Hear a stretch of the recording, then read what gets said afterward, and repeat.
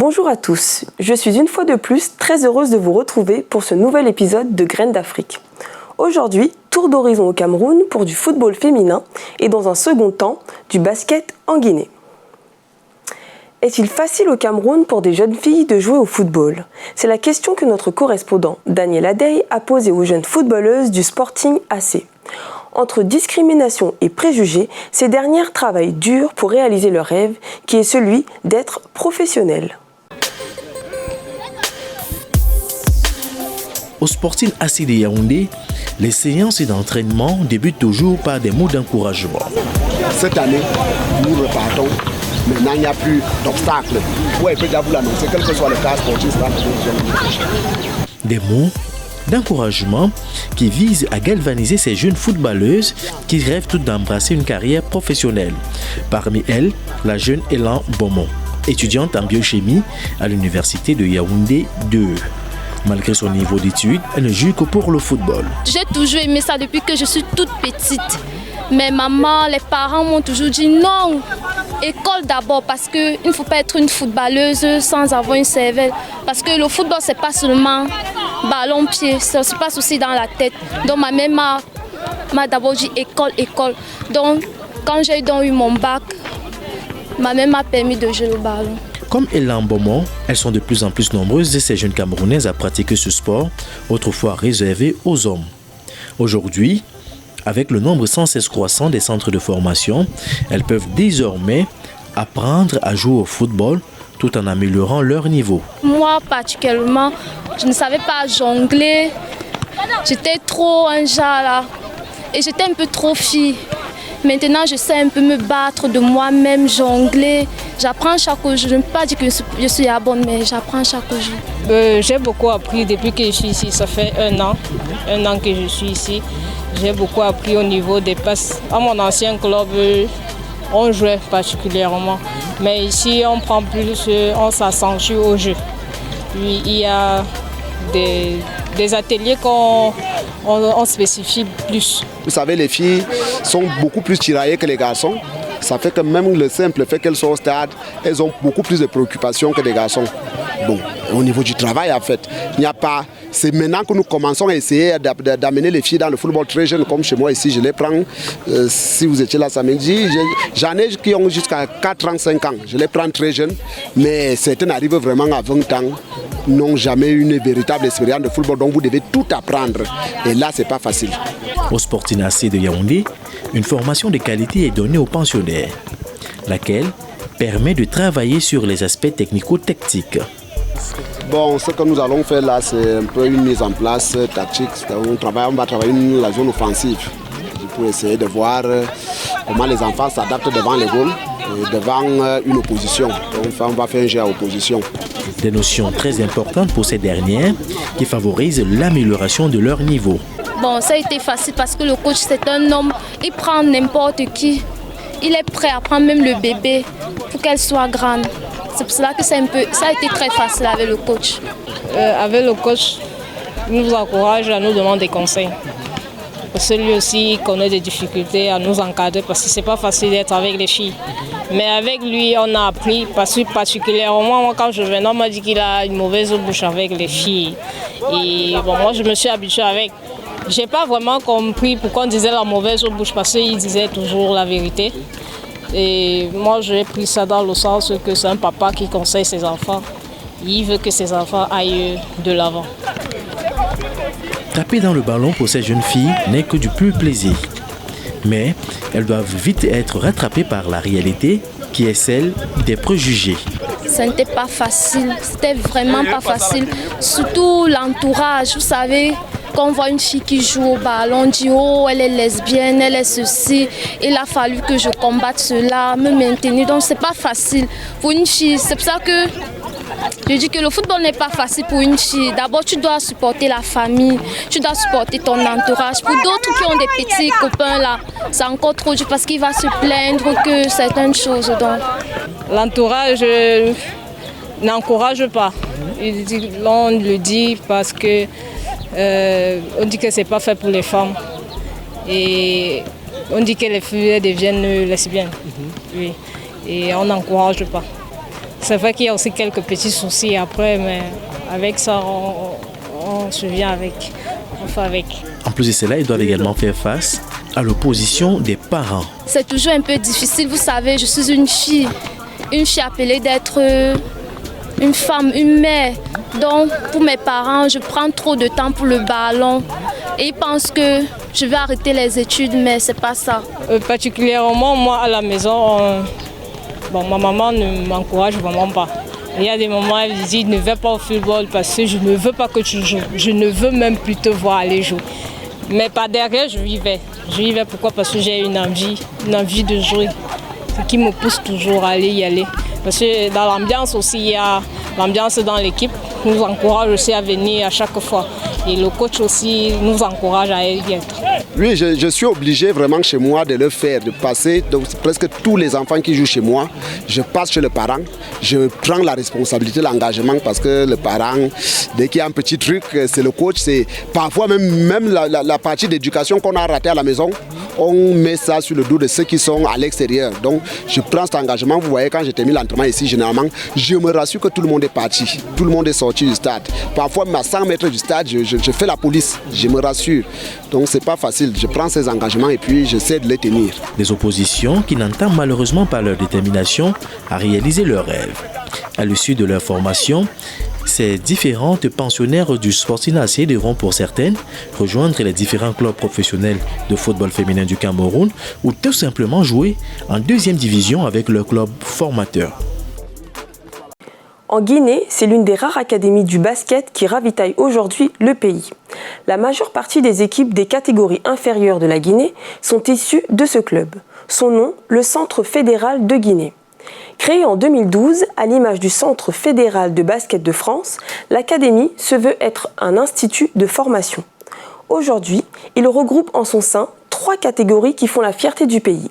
Correspondance avec Mbaye Kemo, avec au commentaire Cynthia Dzetia. Le bonsoir, contiens-le. Lève la main. Au palais des sports du stade du 28 septembre de Conakry, Souleymane Kassé donne de la voix. Pas mal. C'est lui, le coach principal du Centre fédéral de Guinée, à seulement 28 ans.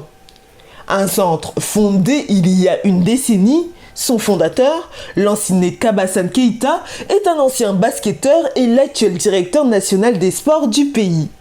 Objectif de ce centre, accompagner les jeunes dans leur processus d'apprentissage et de perfectionnement. Le Centre fédéral de Guinée a été créé à l'image du Centre fédéral de la France. J'ai eu la chance en tant que joueur entre 1985 et 1986 de rencontrer un entraîneur qui était venu en Guinée pour former les entraîneurs guinéens. Je jouais en équipe nationale et donc il était l'un des fondateurs du Centre fédéral. Et quand il nous a expliqué l'esprit Centre fédéral, j'ai gardé dans ma mémoire. Et après ma carrière, comme je me suis lancé dans le métier d'entraîneur, quand j'ai eu mon diplôme avec tout ce qu'il faut passer même instructeur, en 2011-12,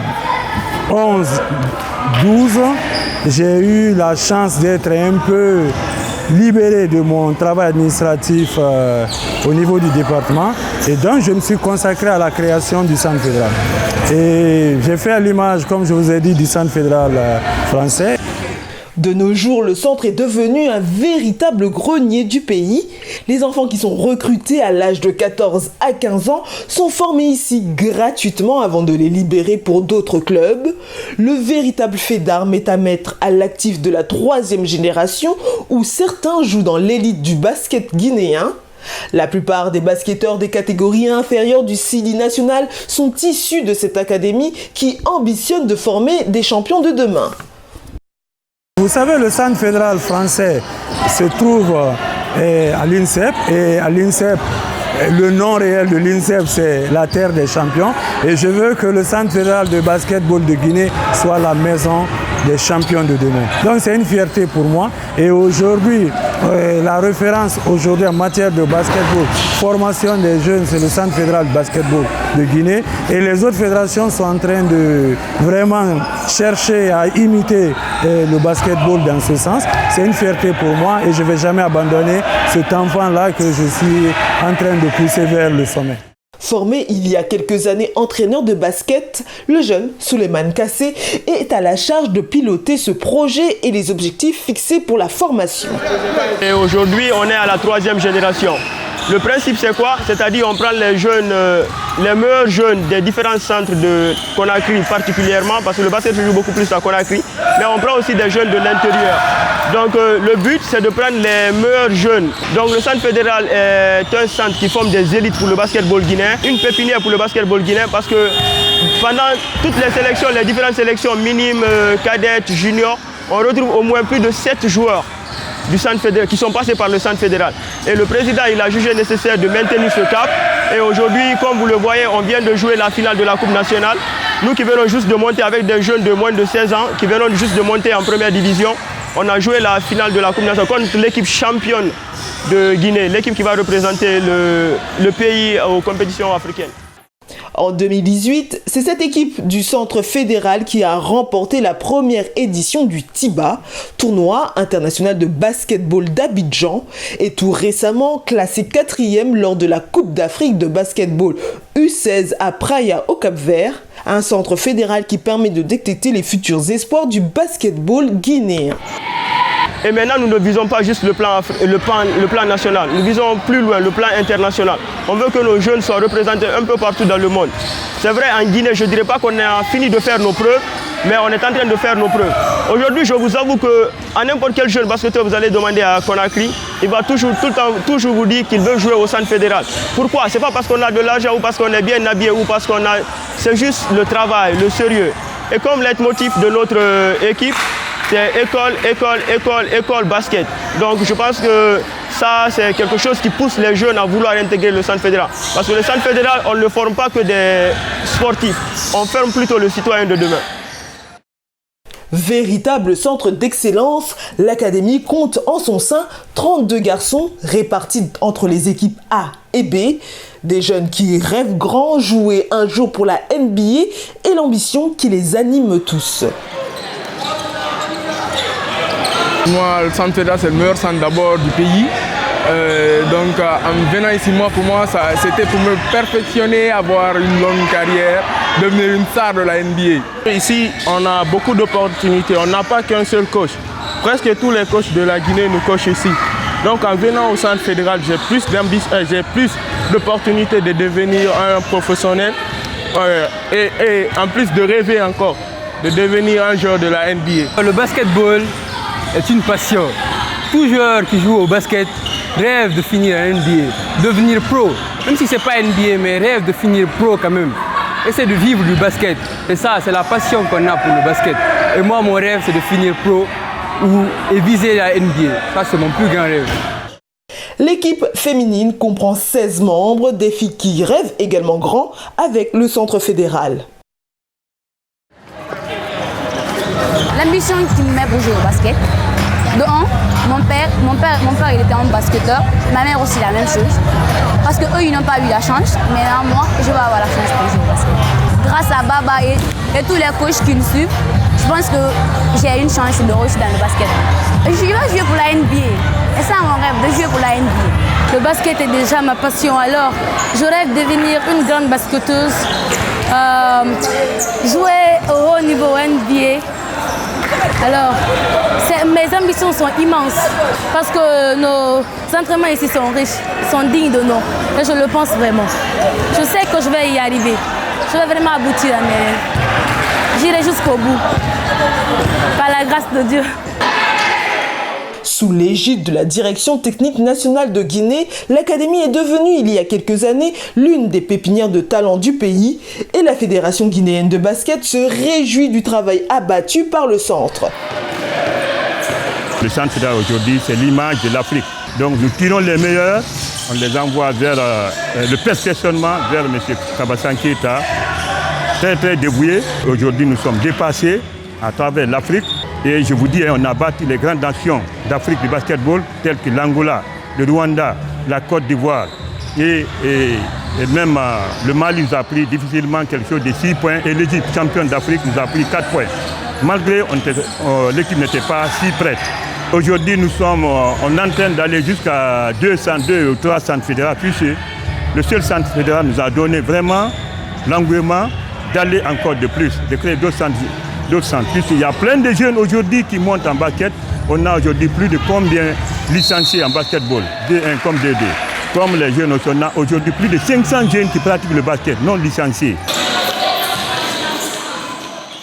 La Fédération guinéenne de basket entend s'inspirer de la réussite du centre fédéral pour mettre en place ce projet pilote de formation dans les écoles et dans les villes du pays. Un projet qui sera lancé très bientôt. Objectif, détecter et former les futurs champions de Guinée.